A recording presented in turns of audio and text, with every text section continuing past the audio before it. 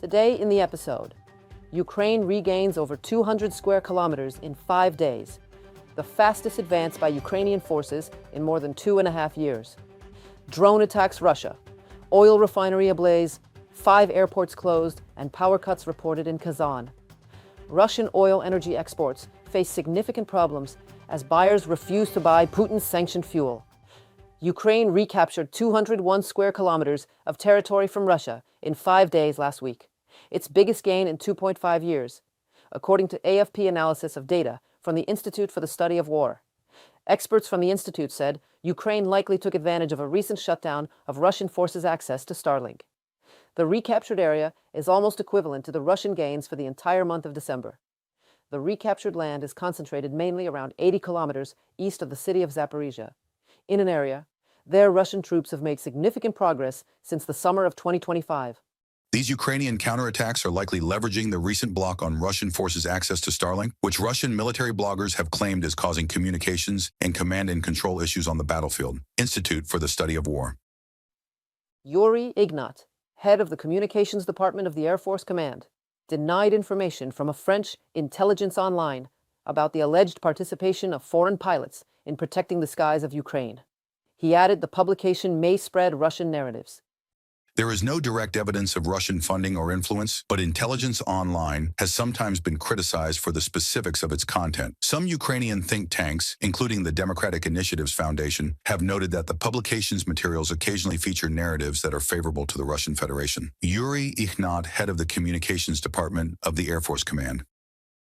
Ukraine's new F-16 squadron with American pilots begins protecting skies. This was stated in the publication Intelligence Online.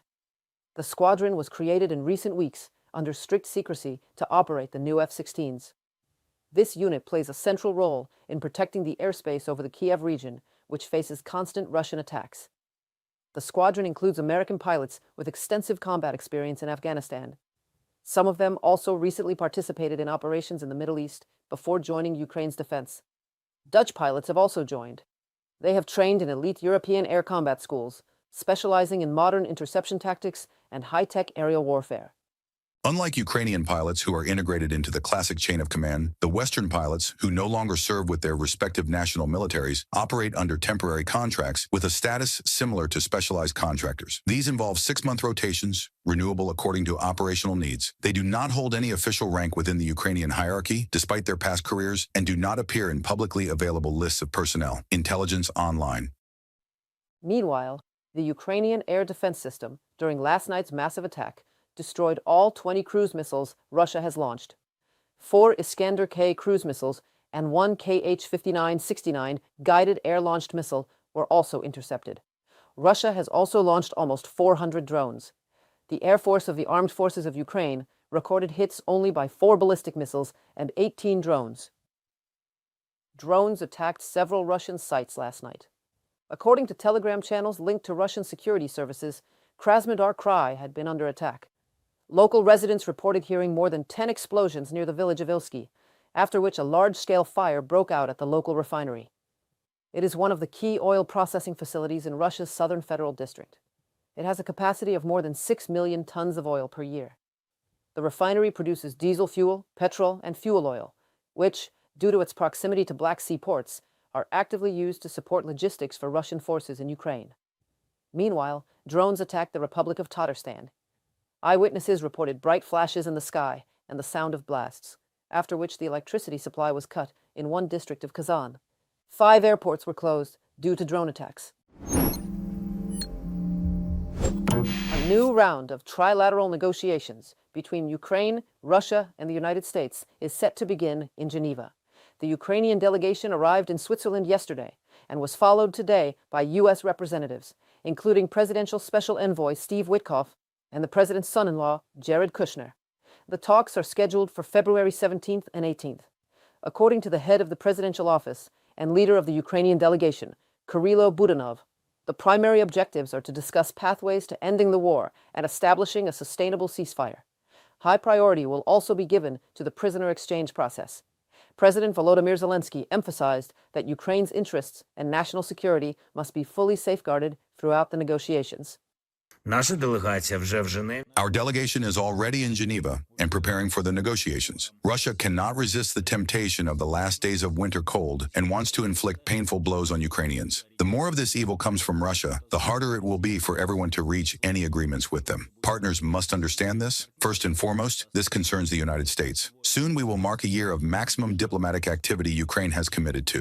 We agreed to all realistic proposals from the United States, starting with the proposal for an unconditional and long-term ceasefire. Russia rejects this and continues assaults on the front and strikes on our cities and energy infrastructure. As for the Russian delegation, it will once again be led by Vladimir Medinsky, a top aide to Putin who previously took part in the Istanbul negotiations. This marks a significant shift from the January meetings in Abu Dhabi, where Russia was represented primarily by military and security officials. According to Kremlin spokesperson Dmitry Peskov, the Geneva talks are expected to cover a much broader agenda, including territorial issues.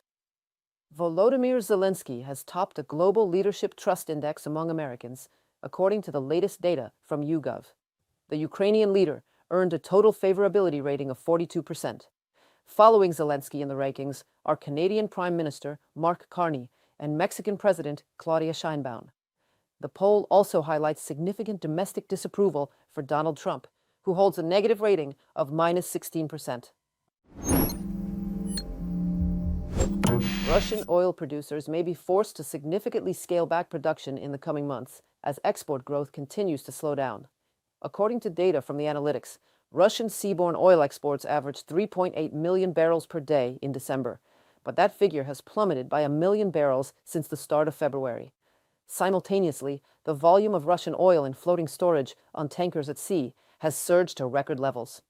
Experts warn that pressure on Russia's energy exports is only expected to intensify in the near future. More in the next story for you. Ukraine has imposed sanctions on Russian citizens who put sport at the service of war, announced President Volodymyr Zelenskyy. The restrictions were prepared after the International Olympic Committee's decision to disqualify Ukrainian skeleton athlete Vladislav Heraskevich because of portraits of Ukrainian athletes killed by Russia on his helmet. Документи вже підготовлені.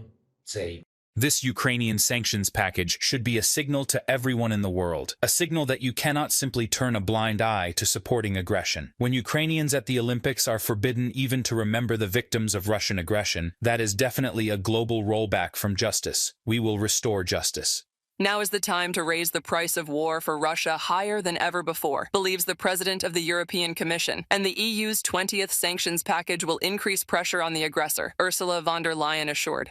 We propose a full maritime services ban, which can further isolate Russia and cut its fossil fuel revenue, especially if coordinated closely with our G7 partners and the United States, Ursula von der Leyen, President of the European Commission, on X.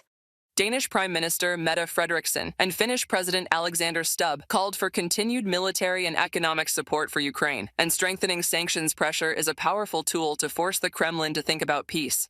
For Putin, this has become an economic failure. Reserves are depleted, growth is zero, inflation is double-digit, and the interest rate is 16%. He does not want to end this war because the political and social cost of returning soldiers is too high. And then the question arises, what should we do? First, increase economic pressure. Sanctions, maritime services, shadow fleet, hit as hard as possible. And second, continue providing Ukraine with everything necessary, including Tomahawks. Then, we will bring it to the end, and Ukraine will win this war. U.S. Senator Lindsey Graham also advocates strikes with Tomahawks on military enterprises in Russia. I want to give Tomahawks to Ukraine. I want the U.S. to supply Tomahawks to reach out and hurt the infrastructure that Putin counts on to build the drones and all the other stuff. I want to change the military equation. Lindsey Graham, the United States Senator.